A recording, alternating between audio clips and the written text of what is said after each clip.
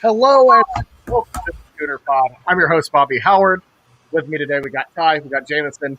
And while we met last week to discuss the crazy, shocking rumors about OU and Texas to the SEC, what's happened since then? Those rumors are now actual fact, actual statements made by OU and Texas at the beginning of this week, uh, sending their intention to not only leave the Big 12, but to join the SEC. It is concrete. There are Board of Regents meetings tomorrow.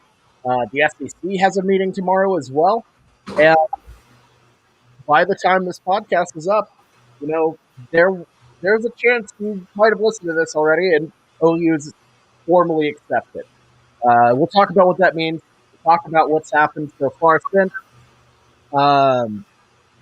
And yeah, like this is crazy. This is absolutely nuts. Jameson, because you weren't here the last time, I would like to know what are your thoughts on this move, and just what in the hell happened? Yeah, it's all money. I think Blake sent in one of our group texts. It's Stanley trying to get a better a raise than Dunder Mifflin. Like, what do you want? What would it take you to stay here? Money. And they're like no, like anything. Like, we'll give you money. And that's exactly what it is. And it's been in the moves for a long time. So all of this stuff moving fast, and I'm so surprised. Like, we've already got applications and the rumor turned to real quick, and we have all these statements. It's because it's just like the same thing with portal athletes, or the same thing with like free agency and professional sports. This was already laid out and already all done beforehand. And then they had to say, okay, we're gonna leak. Texas A&M was gonna leak it then, but on that Monday they were gonna release that statement either way. And they're like, okay, and then let's say Wednesday or Tuesday or Wednesday we're gonna come out and put out our application. This is all lined out. I'm sure there's a schedule somewhere of whenever their next statement's going to be. I mean, it's already written up. Yeah, I mean, it's all been it's crazy because we didn't really talk about this last week, but it makes so much sense. This is something that has apparently been in the works for months. Obviously, OU and Texas will never say that, and until Texas A&M got it and started squealing, I don't know. It's crazy. The insanity that Monday would have been if we had no idea. Oh my God, that would have been a pod for the ages for sure. But this is nuts. It's absolutely crazy what's happened in the past week, and I mean, you got to give it up to you in Texas for making just a crazy, sneakily amazing move for both of those universities. But Jameson, like, what do you think about the move? Do you think it's good for OU? Do you like it? What are your first kind of reactions, your first feelings on it? Yeah, my first things, it's selfish of what I would like to see, because obviously we first think of how it's going to impact us as a person. As a fan, it's really fun. You don't get up and get excited to watch that same old K-State every single week, and you said it before, whenever we play these teams, it's like, if we win, cool, we did it, and we move on, and it's really not that much of a accomplishment. But if we lose, it sucks. And now that we go to the SEC, there's more competition. It's going to be so much easier on us as fans and not have to have this burden of we have to beat these crappy teams, and if we slip up once, we could be screwed. We could lose a couple games, more like an NFL style, where if you lose a couple games, you're okay. And, and you have more competition and new rivalries to happen. It did not take but a couple years to develop a rivalry with West Virginia, and I won't be surprised at all if we find new rivalries within the SEC. Absolutely. And, I think a lot of people's qualms with this move is the loss of tradition. But, really, like the tradition with the schools that were left in the Big Eight wasn't that good. OU and Iowa State, one of the most lopsided series in history. Same with Kansas State traditionally outside of the 90s and 2000s. Same with Oklahoma State. Same with Kansas. There's just not a lot left for OU within the Big 12. I think that you have ties with, obviously you have a deep tradition with Missouri, Arkansas, even though they haven't played a ton, there's still a lot of geographical tension. And then the obvious Texas A&M and Texas, just great built-in rivalries. But I could see us adding stuff with, maybe Ole Miss. The possibilities are endless. I'm excited for one.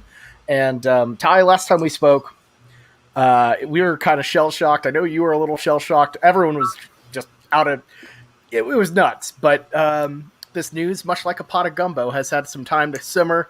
Flavors got to know each other a bit. Oh no, I don't know. But what are your thoughts on the move a week out? How are you feeling about everything? Yeah, so quick initial thought. If you, I don't expect anyone to do this, but if you go back and listen to the pod that we recorded last week, the entire time, although I became more convinced of legitimacy as we went on, the entire time, if you asked me at the end of that podcast, if I had to put money on whether it was real or not, at least for an announcement anytime within the next year, I would have said that it's just a rumor. I mean, because we've seen rumors like this and stuff before. I do agree with what Jameson was saying. I think it was orchestrated. I think the statement was going to come out when it did either way. And my personal thought is that the reason that we had rumors come out a little bit earlier is I do believe that this has been going on for 6 months or so. And I personally believe that at least someone at A&M was aware and they were fighting it the whole time. And the second that A&M or whoever at A&M that knew saw that it was inevitable, that was sort of their Hail Mary to try to sabotage it right at the end. It is my personal conspiracy theory. I know there's other people out there that they've also echoed that in different media. And I think that's why we saw that little blurb and chatter right before and then the official statements. But so it's real, which is exciting. Next thing I wanted to touch on was you talked about the rivalries, right? And we're retaining our most important one. I know Bobby and I kind of spoke about this on the last pod, is if you absolutely had to pick only one game for OU to retain, I don't think there's any OU fan in the world that wouldn't pick Red River. And we've retained that. That's going to be retained. It's going to be neutral site still. So that's amazing. We've retained if we had to pick one, we've retained that. We don't know where Bedlam's going to go. We don't know how that's gonna work out. Right now, we don't even know when OU is going to leave the Big 12, really. There's a lot of chatter about that, but there definitely is plenty of time for some sort of deal to be worked there. We have no idea how that's going to go.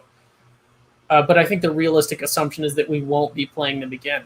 But, and I some people are going to get on to me for already being like an SEC gooner or whatever. Oh, no. I'm not. I mean, this is coming from a position of having gone to all of high school in Mississippi.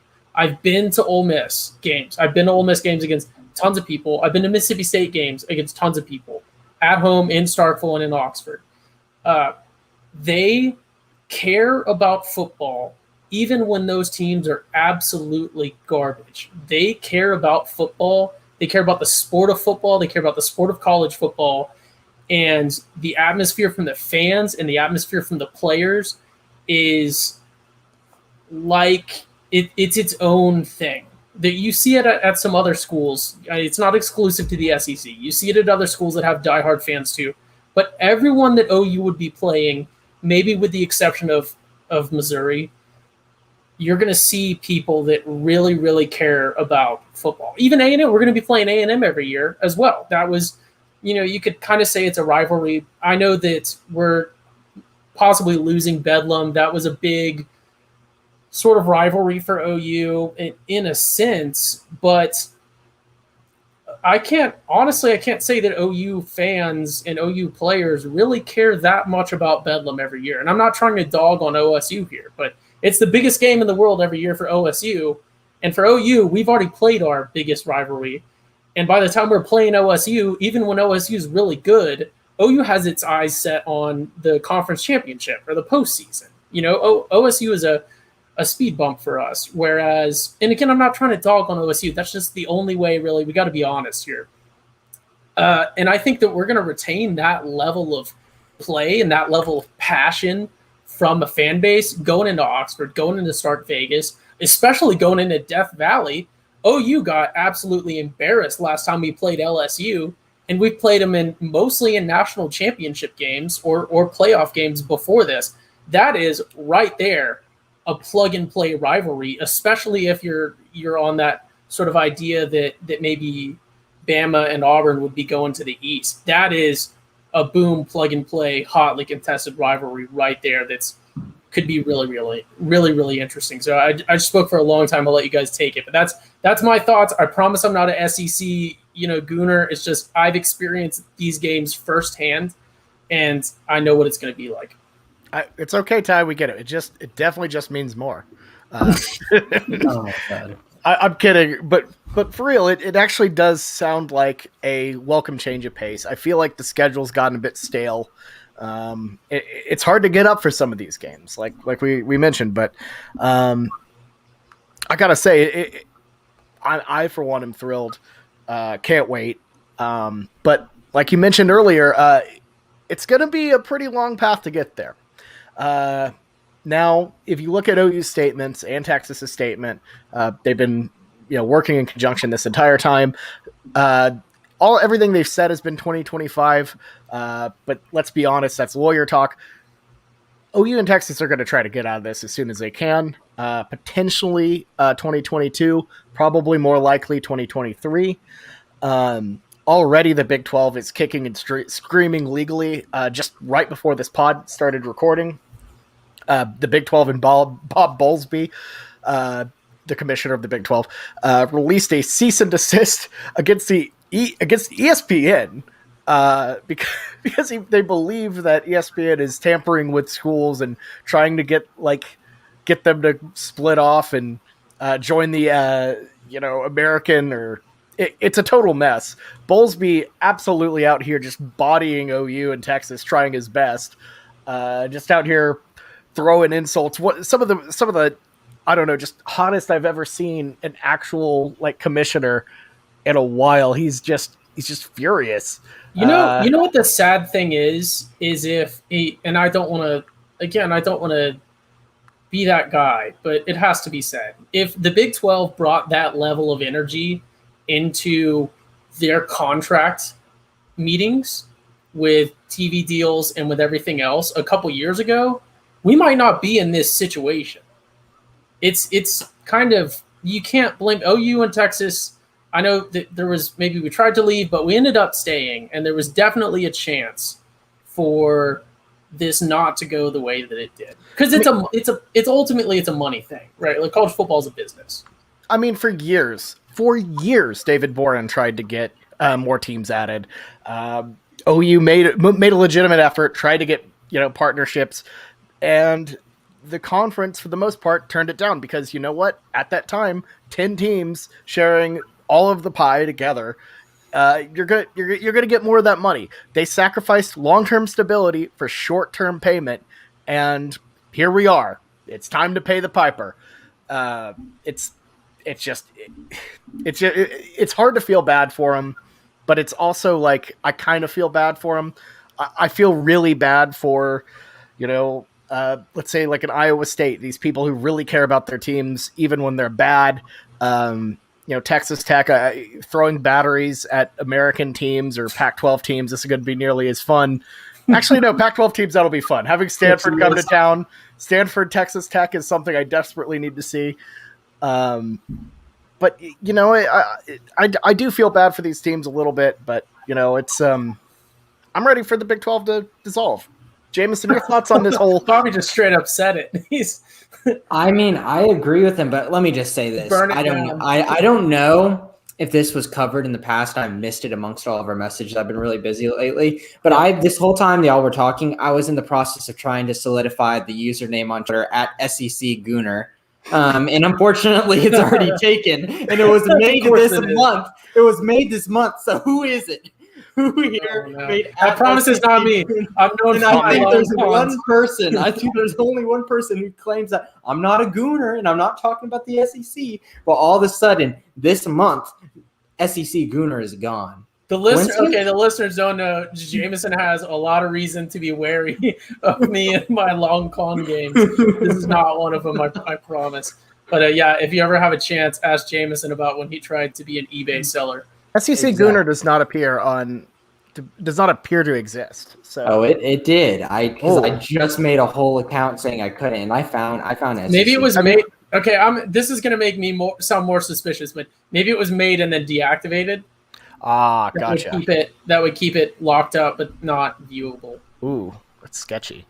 Okay, now this is really weird. Now I'm not finding it now, but I couldn't make it. Okay, so maybe... I swear, I'll put my hands up right here because this is like I don't know if you guys are orchestrating this, but I'm not doing anything. I swear, I just looked this up. Now it really looks like I made it and then deleted it. My hands are up here. Okay.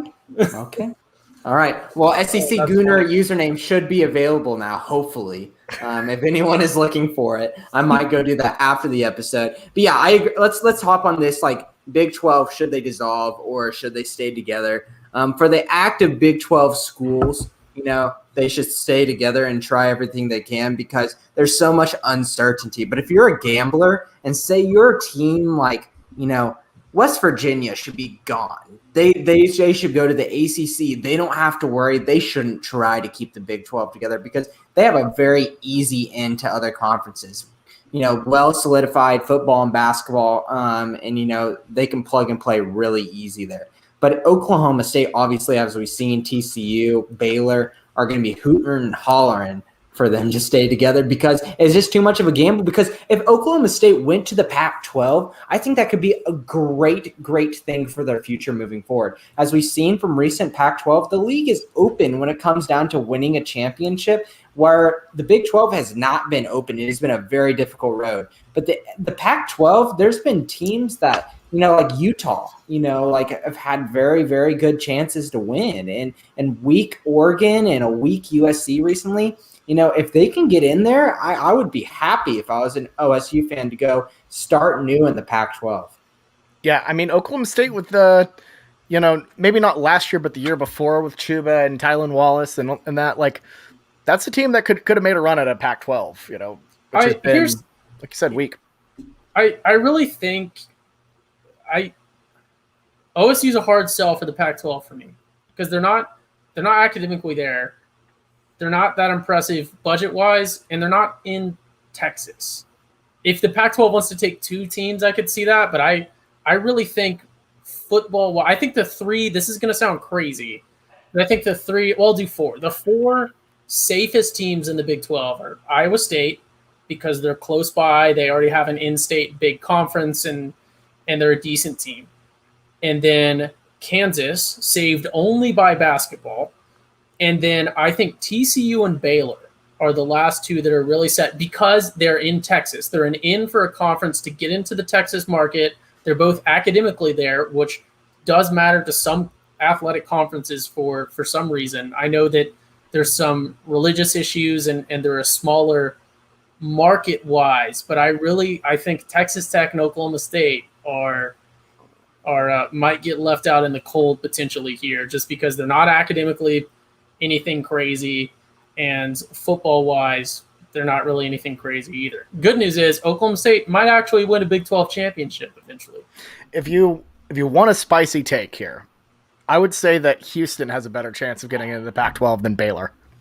Yeah, I agree. Maybe. I think Baylor has a lot of past, controversy, and they're kind of rebuilt. I really – and Boaton Blake is going to get on to me again, but I think TCU specifically could ride its own course because it's the best football-wise, really, left over. It's in the state of Texas, and they're academically really solid. They have their religious private school that's maybe kind of an issue, but I think that if TCU doesn't make it to the ACC or to the Pac-12, they have no one to blame but themselves. Well, I did post this on Twitter, and maybe TCU should just sell themselves as we're non-denominational, really. We're kind of like a Christmas, Easter, Christian school.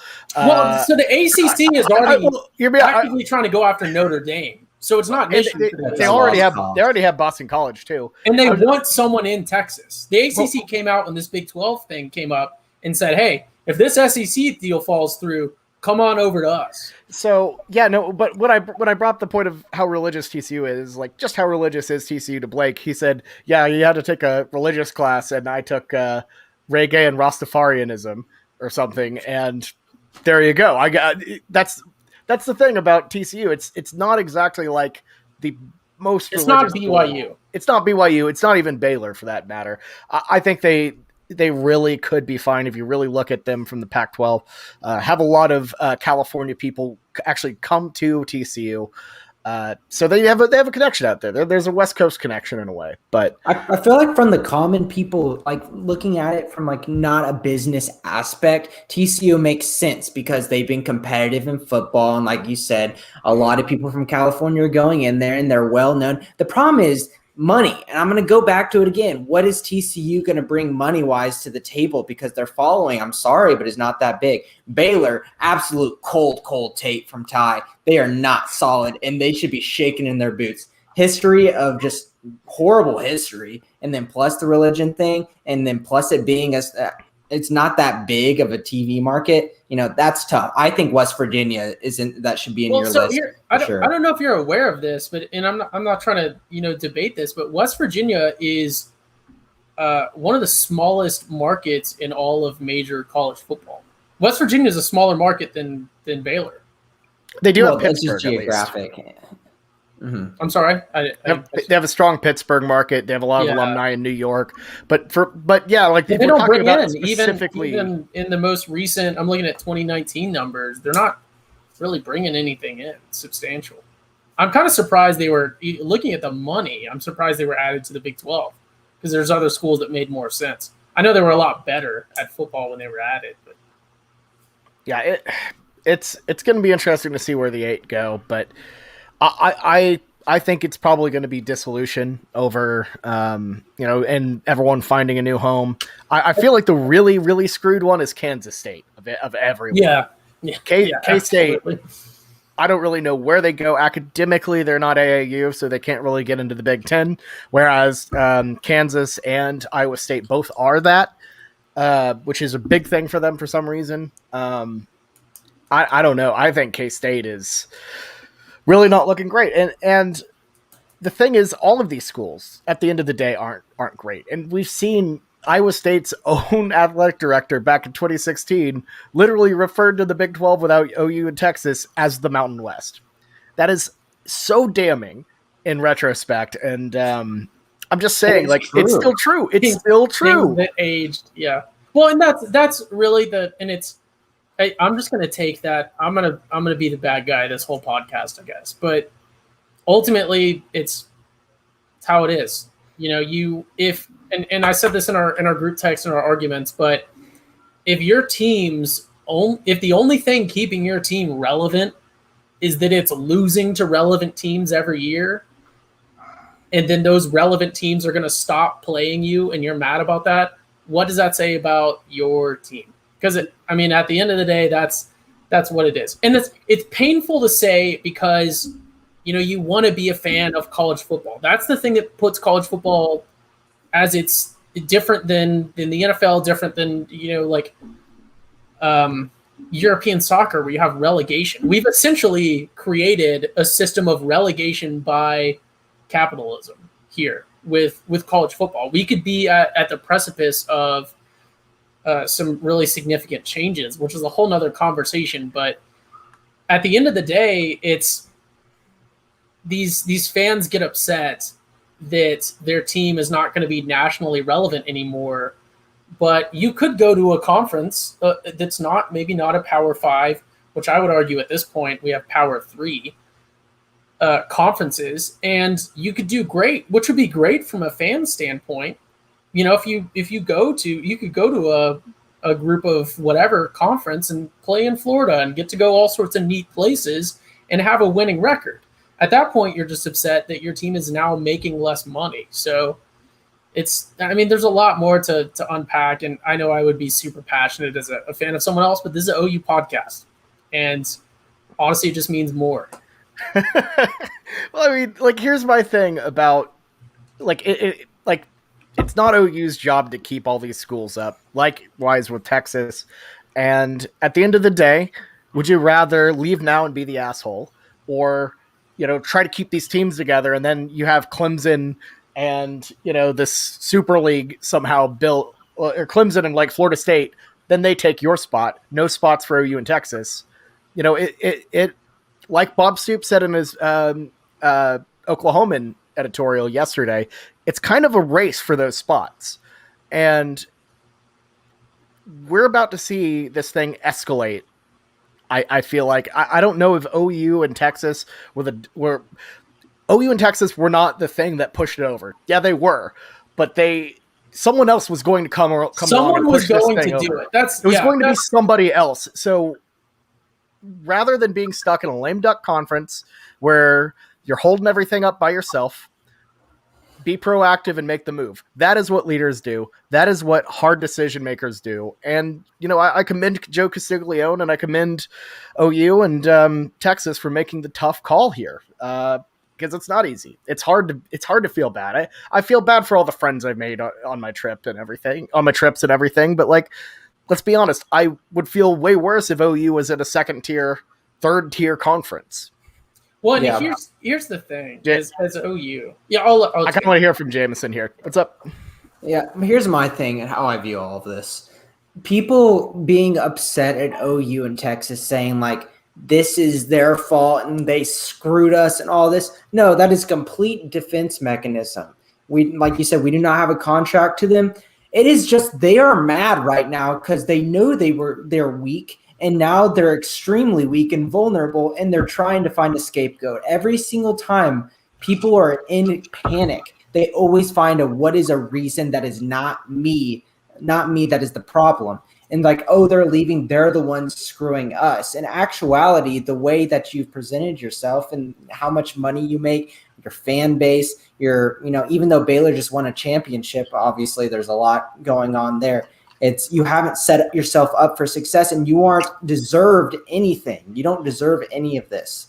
So they're going to say it's OU's fault that they screwed us over when in actuality it isn't. We're just doing us and we're not supposed to look at the whole Big 12 as a conference. We're just supposed to do whatever's best for us. Well, not only that, but since the beginning of having 10 teams, that was always a screwed system. I have crowed about for years about how it always makes the conference look bad because everyone plays everyone and it makes your records look worse because you don't have a middle ground. You don't have a third, fourth team. You don't have teams like Auburn who are like pretty good and, kind of float right below that level, or traditionally like Texas A&M for the most part, that kind of float right below the cream of the crop, but still like have a 10-win season. Because the fact of the matter is there's no way to have an undefeated team and a one-loss team in a 10-team system where you play a conference championship. It is literally impossible. Someone's going to have either 2 losses or both or 2 one-loss teams. And we are mathematically disadvantaged in the Big 12. We tried to change that. They said no, and it's time to go because because ESPN and Fox told us this package isn't worth it. This is not good enough for us, and we're not going to renew for the same amount of money. So it was time to skedaddle for OU and Texas. It's a shame.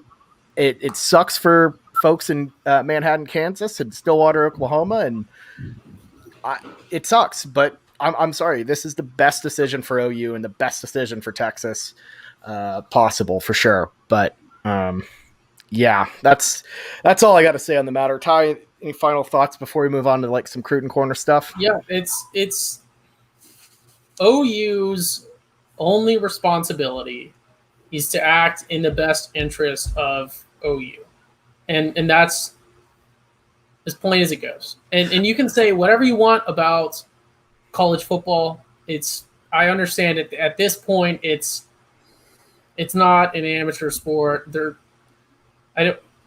go to class. They take classes. A lot of them get actual degrees, but they're not necessarily students. A lot of these guys wouldn't be coming, not because they can't, but a lot of these guys wouldn't be coming to OU anyways. They're recruited from all over. Like Spencer Rattler's from Phoenix, Arizona. He would not have gone to OU if he was just going to be a random student that happened to play football on the side, unless OU had a really good coach, really good system for quarterbacks and recruited him.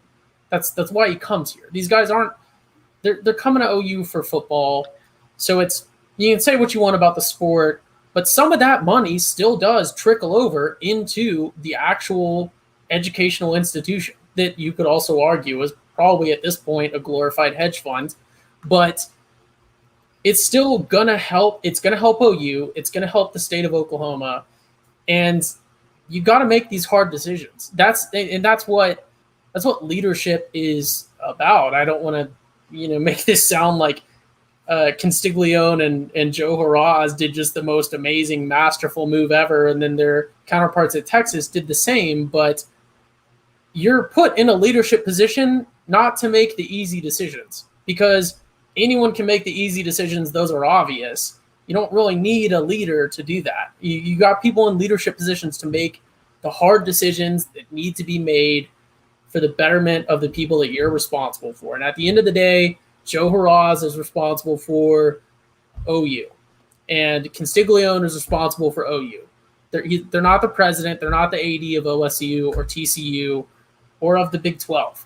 And I love the Big 12. I loved what it was before, back in the day. They've made some really dumb decisions, but I might be biased here, having spent a lot of time in the SEC, but I think that this was an amazing move, and objectively, by any reasonable interpretation, this was the right move for Oklahoma, including partnering with Texas, because partnering with Texas and making us a package deal made us by far the biggest market. We could have gone to the Big Ten and said, hey, we're going to roll in. We can write our own destiny if we partner with Texas and roll up to anyone's door. And it became the most powerful duo in sports. Yeah, we made the move when we had the opportunity to. Someone was going to pull the trigger eventually. Might as well be us. So I hate what happens. I truly do, but not sorry. This was OU's only responsible for OU. We made the right decision for OU. I'll also parrot Bob Stoops. Having your flagship university in the SEC in the best conference possible, it is not a detriment to the Big 12. It is not a detriment. It is to the Big 12. It is not a detriment to the state of Oklahoma. I was like, wow, that's literally murdered the Big 12. It's not a detriment to Oklahoma at all. Like, get out of here. It's good for the state. Jameson, final thoughts before we move on to Cruton Corner? And mainly how big is this for? Transition. How big is this for recruiting? Is it having an impact already? What does the SEC do for recruiting now that we kind of got the secret sauce? Yeah, let's start with what this will happen. This will help us in recruiting, but also, was this also because of recruiting in some ways? I guarantee you, OU has had enough of Big Nude. They cannot deal with that crap anymore. And they're tired of these stupid 11 a.m. kickoff Central times and how much that impacts you in recruiting. So think about it. You're a high schooler. You've got your game on Friday night at 7 o'clock and it ends at 10:30. And you got to fly to Oklahoma, which is not an easy airport to get to, and get in for an 11 a.m. game on Saturday morning. You know how difficult it is to get a recruit in for that time without missing their game, or if they're on a bye week? Extremely difficult. So this Nebraska, putting them at 11, there's a lot of, I'm done with this TV network. And the Big 12 has some part of it, but this TV network, I want gone from Fox. And I'm sure that's a huge part in this too. I mean, definitely. I'm sick of Fox, and Fox messed around and found out. Without a doubt there. Yeah. They screwed up with the Big Noon, and they lost two of their biggest properties in that deal on it. So sorry about you. Don't make dumb decisions. Yeah, as a fan, the SEC, those 2:30 kicks as really the most common early ones, that's going to be amazing. The 2:30 kick is the best kickoff in my mind. You don't have to wait all day for, kickoff, and you don't start in the morning. So you have like that kind of perfect middle ground. Big fan of that. But yeah, Jameson, big on recruiting for sure. Let's talk about what recruiting has done so far. And it's been a little bit of time. A lot of crazy stuff has happened, but some notable stuff. So let me hit the music for you. David. Yes? What is this, David? This is a Cruton Corner with Jamison. Everybody dancing now. Oh, that's nice. Yeah, it's been a really good past month. in recruiting. And it seems like all of the recruits are taking this SEC news well. It's probably unchanged because a lot of the people are coming to Oklahoma is because of the system we developed. And we play SEC opponents. That's just going to make them look better on a bigger stage, and that only should help. So, yeah, let's talk about it. And let's start off with Malachi Nelson. Malachi Nelson, we've hinted at this before. It's huge. 2023, best quarterback in the nation. Some people think that the Manning kid, Arch Manning, is the best, but we saw it. We went to high school with Barry Sanders and Sterling Shepard, and there's no excuse why that Barry Sanders should have been higher ranked than Sterling Shepard. The name will always give you a little bit. Arch Manning's tape looks good. He has the measurables, but Malachi Nelson, he makes plays and he puts up stats like it's nobody's business. And so he's by far, in my opinion, the best quarterback in that 2023 class when you look down at it. And here we are again. Every odd year we get the number one quarterback, and he's going to hopefully have a Caleb Williams effect and bring on some of his friends. We're seeing later this month here pretty soon, Makai Lemon, he visited with in his recent visit, is announcing his commitment soon, and it's pretty sure it's going to be Oklahoma, and that's a 5-star wide receiver to the class. And if you go to 2023 recruiting, which is crazy, this isn't even this most recent one, 2022. If you go and you just check like the number, like top 3 wide receivers in the nation, all of them are predicted to go to OU. So we're having another, Caleb effect here. It's a boom, that's for sure. I saw a little bit of my guy Makai Lemon, a little bit of interest floating around out there, a couple little mid-tier crystal balls. So that would be pretty nice. He's my new guy. We loved David Ogwebu. He's been great so far. Makai Lemon's my guy for this year. Yeah, 5-star athlete. He's going to be a great addition to this class. And so I just got pulled up. The top 3 wide receivers in the country all have 100% crystal balls on 247 Sports to Oklahoma. Brandon Ennis, he's the best wide receiver in the country, number 8 player in the nation, good friends with Malachi, even though he's on the other side of the country. He's projected to go to OU. Next one, Jalen Hale out of Longview, Texas, projected to go to OU. DeAndre Moore out of Las Vegas, projected to go to OU. All guys that we had at the barbecue hanging out together, and we're starting off hot right now. We just got a commitment. We'll start with some 2023 from Trayon Webb, and he's a running back right now. So getting a running back in the boat right now, and who's a 5-star, is huge. He's a borderline 5-star, former 5-star, but still very, very high-end athlete and someone we should be really excited about. I know as OU fans, we get a little bit nervous about getting running backs too early, but he seems to be really big in pro OU, and he's friends with the number 1 wide receiver in the nation, Brandon Ennis, who is a guy that we're looking after as well. So we're making networks here, and 2023 could be another splash class. But we'll talk about 2022. But what do you think about that, Bobby?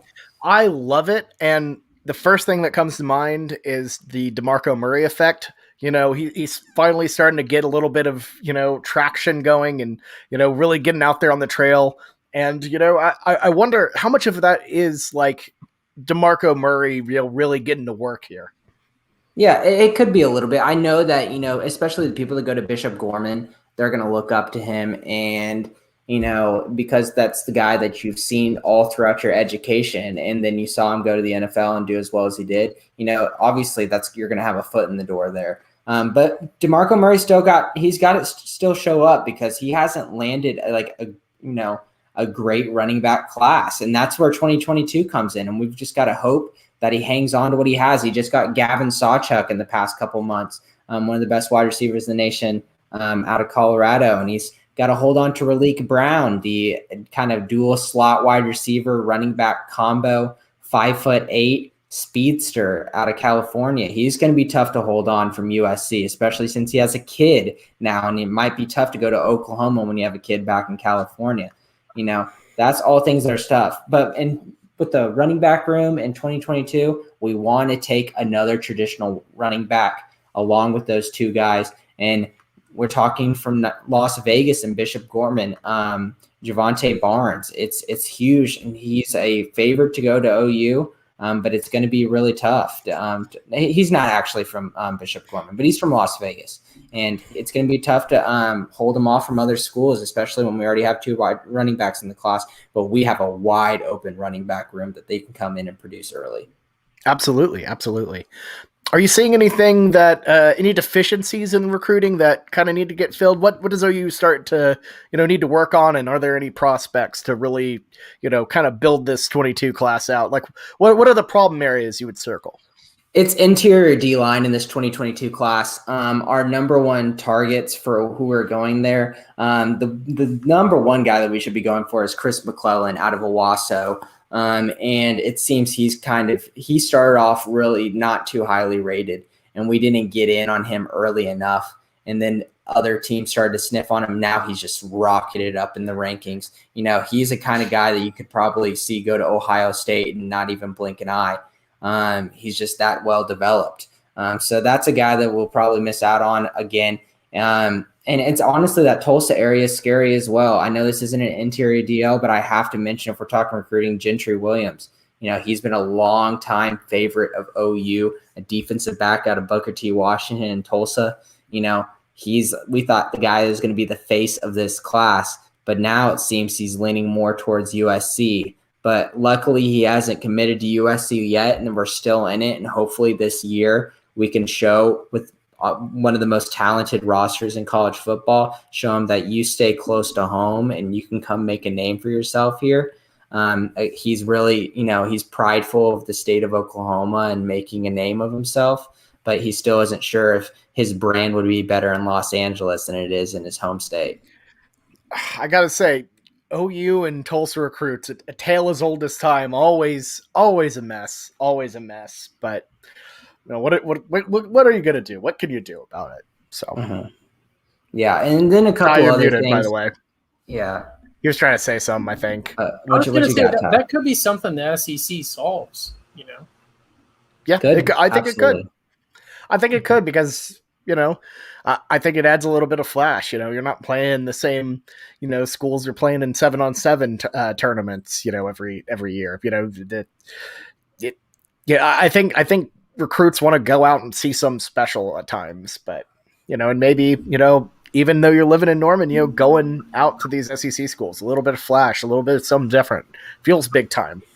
Yeah, and I mean, you saw it at NCAA 14 recruiting, conference prestige. They'd give you a grade on it, and that would help you a lot if you could get someone. So you'd always put in your, I don't know, if you're playing with Texas Southern and you throw them into, all right, okay, let's do a BOCO. If you put in Texas State into the SEC, then you're recruiting a whole lot better. But yeah, and another thing with that is recruits want to be playing against the best of opponents, because then you have film for NFL scouts to say, I saw him go up against a 6'4", 5-star wide receiver out of the SEC, and he handled himself well. I'm going to draft him in the first or second round rather than I went against a 6'4" wide receiver that's killing it in the Big 12, but I'm not taking that as much. Iowa State's, playing against Kolar or, playing against a Hutchison there is not going to be the same as playing, one of the guys out there in Alabama. It's not going to be equivalent. So it's going to definitely help them there. And then I want to hop on just quickly, kind of our recent other commits that we've gotten. OU is doing this thing where maybe our recent commits aren't the most flashy star-wise and rank-wise, but they're going after those body types when it comes down to D-backs. Xavier Bryce, 6'1", speedster out of Arlington, who hasn't played much football but will convert to D-back. Jaden Rowe out of Tulsa. We've got a Tulsa kid who's 6'3", ripped, absolutely shredded, but still a 3-star defensive back. He's a new to the game. And Robert Spear Jennings, Broken Arrow, another northeastern Tulsa area Oklahoma guy, is another 6'1", fast D-back that we got in this class. So hopefully they can pull a little bit with Gentry Williams, because we got 2 D-backs in that area. But it's going to be tough. And then a couple of other ones that we got as well. Caden Helms, tight end out of Nebraska. Weird grabbing a guy in Nebraska, but he's 6'5". He's an athletic tight end and will be good, especially next to Jason Llewellyn, is other tight end commit out of Alito, also 6'5", but more of a traditional style tight end. And then just to name them off, we don't have to talk all about these more recent commits. We got today Cedric Roberts is an interior D lineman out of Pflugerville, very lowly rated, but that shows you how uncertain we are of getting a guy like Chris McClellan in this class, or an Omari Abor, who's a really good defensive lineman out of Duncanville. And then lastly, let's hit on, I think we've already talked about him, Derek Moore is a defensive end out of Baltimore, and he's a high-end 4-star, so that's a really big commit to have in this class and was much needed. Absolutely. Jameson, hey, thanks as always. A great rundown. I feel more educated myself about it. But so let's just end this on a note. We've kind of talked a little bit more about the serious stuff, about breaking up the Big 12, about how this was a tough decision. But at the end of the day, this is going to lead to a lot of joy, a lot of fun stuff ahead for OU, a lot of cool places to go. And for me, I think the biggest question for me is, what's the one place you're most excited to see OU play? And because Ty, I'm sure you would probably say the Grove. No, maybe not. Okay, well, in that case, I won't add the caveat that you would have to have not been there yet. But Jameson, what is the place in the SEC that you want to see OU play? I already know what he's going to say. We'll end on this. Jameson, he's a sleeper. He's a sleeper agent from Louisiana. Yeah, I was gonna say in Death Valley and LSU is just too fun because here's the thing, playing in Tuscaloosa would be great because playing against one of the most storied, if not the most storied, college football program in history, playing them at their home field is something we really don't experience often. It'd be really cool. But the thing is with LSU, OU fans still feel like we have a pretty recent history and kind of an animosity between the two fan bases from what happened to us at the Sugar Bowl. And there's still kind of an uncertainty between the two. And there's going to be, like you said earlier in the podcast, a quick, easy foot-in rivalry if we can make it. It's still not too far away. 8.5, 9 hours drive isn't too far, and it's going to be a really, really fun one. And to the point where, every year, LSU and Oklahoma, they're grade A teams. Alabama is a tier above us, but that is something competitive to where every year, even if we're having a down year, I think that's going to be an extremely competitive game. I mean, absolutely. Yeah, it's just always going to be a battle without a doubt. I got a little bit distracted with this incredible thing with my location. I got to share it. I think Death Valley, though, like that will for a fact be one of those places that is just you hear about Saturday nights in Death Valley being like the best atmosphere in college football. That there's no way that won't be for OU for sure. I can't wait for that. For me, in a way, I want to see Arkansas just to see this magnificent hog statue that is a thing. It's called Wild Band of Hogs. It shoots water out, and it's just a bunch of hogs just hanging out. OU traditionally doesn't go to Arkansas. It's a quick trip. Very fun stuff. Not that bad. And, just look at them hogs. It'd be a good time. And as we know from Baker Mayfield, Fayetteville's a great time. So Arkansas probably might be my number one. Honorable mention, University of Florida. Would love to see the Swamp. And let's also go for a third, like kind of distant one. Well, I was just going to mention every team. I was going to say Georgia. Can't wait to see the Hedges. That'll be fun. Yeah. So, Ty, you're up next. Yeah, so like I said in the pod, and then like Jameson said, I think LSU, I think on both sides, because it takes both sides to make a really good rivalry. I think that's going to be a plug-and-play rivalry game in the conference. But I got to say it, I will say don't sleep on Stark Vegas at all. The Grove gets a good rep. Starkville's really fun too. There's no bad options beside Missouri. There's no bad options as an OU fan outside of Mizzou. A&M, I feel like that's going to be a rivalry, but someone's got to say it. The place that I am most excited to see OU play and that OU is going to be playing every year, that's Atlanta, baby. We are continuing this conference championship train, okay? We're coming in. We've got the heat. Bama's in a down year. We're going to We're going to do some good this year, but we're going to keep it. We're going to keep that train going. We're going to keep adding numbers to that stadium for conference championships. Place I'm most excited to see OU play, Atlanta. It's a terrible location for the SEC championship with OU and Texas added, but yeah, I had to say it. I will say Florida too, though. Yeah, last time I was in that stadium and saw OU play an SEC team, it didn't go well. So, forgive me if I'm a little gun shy about it. But, yeah, we gotta come in confident though, or else. I really thought about saying the Cotton Bowl. just OU Texas still number one. Yeah, because I know we'll at least win that one. But oh my gosh. We completely forgot to talk about pods too. Pods versus divisions. That can be its own pod. We got our the pod. We got. I don't know if we're gonna have content. I don't know if we're gonna have new content for next week. So that might be it. To be fair, last time we talked, you said this isn't a thing that you're gonna be refreshing your computer, every other day for, and it turned out to be wrong somehow. This moved very quickly and was full of drama. So who knows? Who knows what we got? It's going to be even more. It's going to, we got courtroom drama now. We got something for everyone. Yeah, that's for darn sure. But we got some Big 12 previews coming up. We got a lot of gambling. We're going to do our gambling show as we always do. Best picks. Just keep an eye out for that. But from here all the way through, it's going to be a lot of content at least. So we won't be suffering for to get some good stuff. So Jameson, final thoughts.